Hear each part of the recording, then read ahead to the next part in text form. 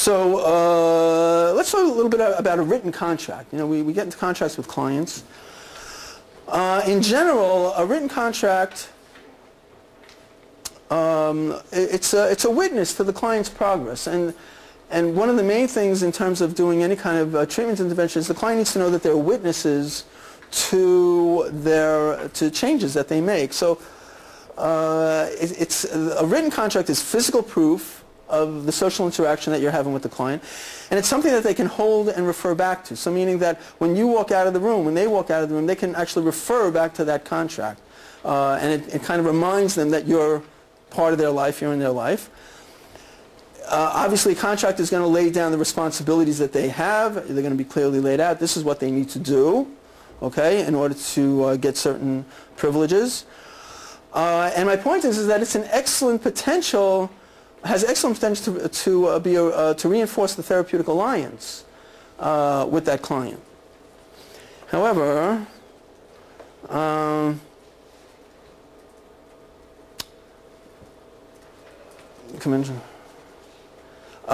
so the problem is, okay, in doing the conventional contracts, generally the focus of the contract is about changing the behavior.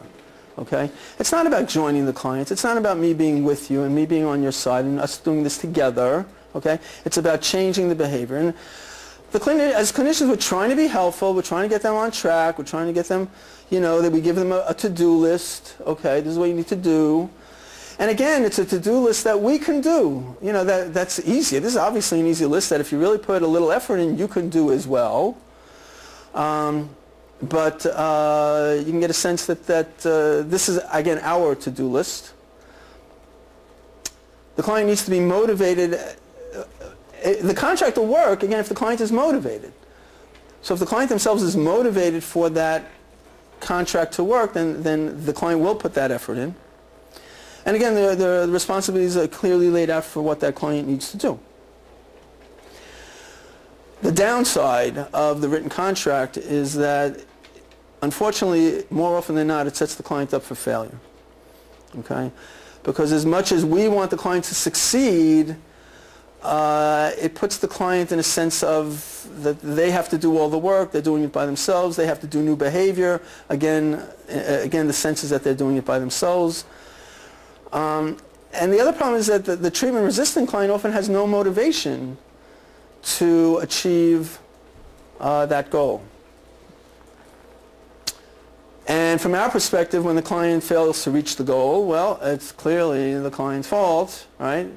Obviously, they didn't put the effort in, it's their fault, and they're the only ones responsible for what's been going on. As you can get a sense, the client who comes from a lose-lose background, it just simply reinforces another failure, another contract that they couldn't keep. And the truth is, as clinicians, we ourselves are disappointed when the client's not going to keep that contract. So what's a paradoxical contract? Paradoxical contract is to focus on the therapeutic alliance. All right, that's the focus of my contract. Is that I'm with you. We're gonna bond. We're gonna do this together. And as strange as it sounds, the overt focus of the contract is not to change the behavior.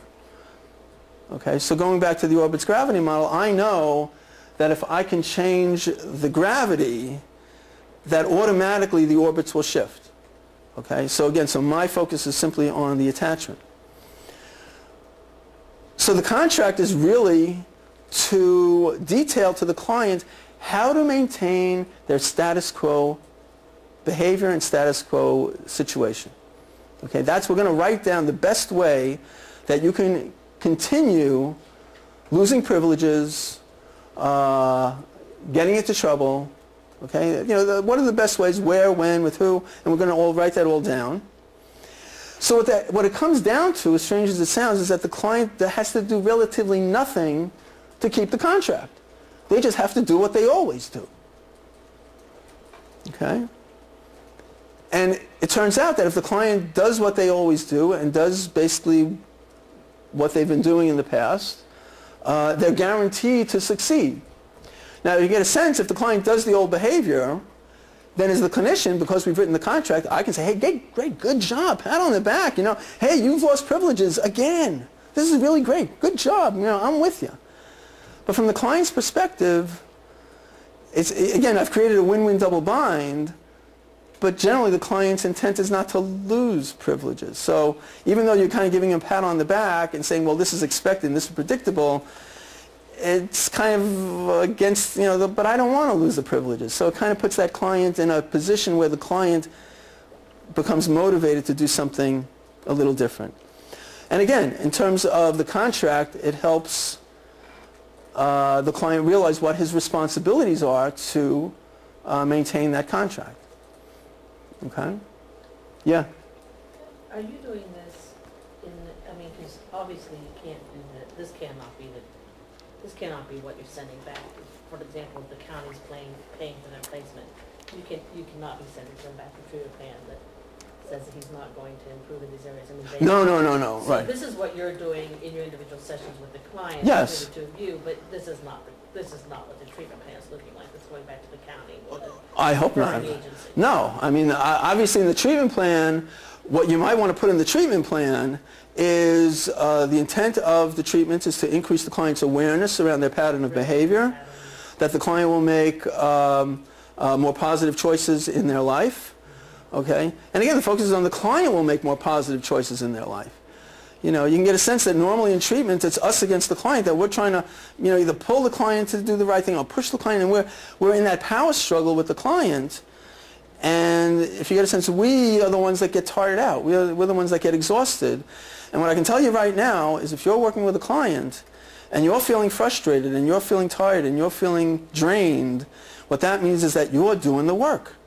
And the client's usually sitting back and going, good, change me. Good, change me. All right?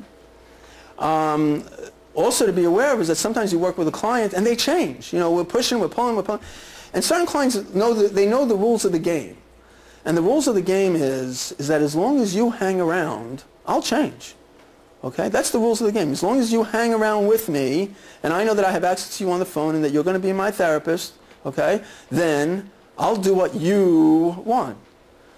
The problem is that there are times that we get a better job or we go on vacation, right? And all of a sudden we're not there for that week, and we're not there, we move on in our profession, all right? And we go, wait a minute, the client was doing so well. What happened? Yeah, they were doing so well because you were keeping to your contract, right? The unspoken contract of, I'm going to be there for you, but just keep doing your behavior. And the client, oh yeah, as long as you're there for me, then I'll keep my end of the contract too. So now we have a little deal going, all right? So the point is that the client is not doing the new behavior for themselves. They're doing the behavior for you, okay? So part of what I want to do is to create an environment where the client will do new behavior, where the client's own self-esteem will go up, realizing that they themselves have stretched their old behavior. Okay, that they've increased their flexibility in the behaviors that they're doing. Now, another question that sometimes comes up is, says, well, that's all well and good, Dr. Kaplan, you're helping the client out, but on a certain level, the client becomes maybe more dependent on you. You're dependent. That the client is, they like coming to you alone, and I don't know. It sounds like you're creating a dependency in the treatment. How do you end that dependency? And you may be surprised to know that I don't end the dependency.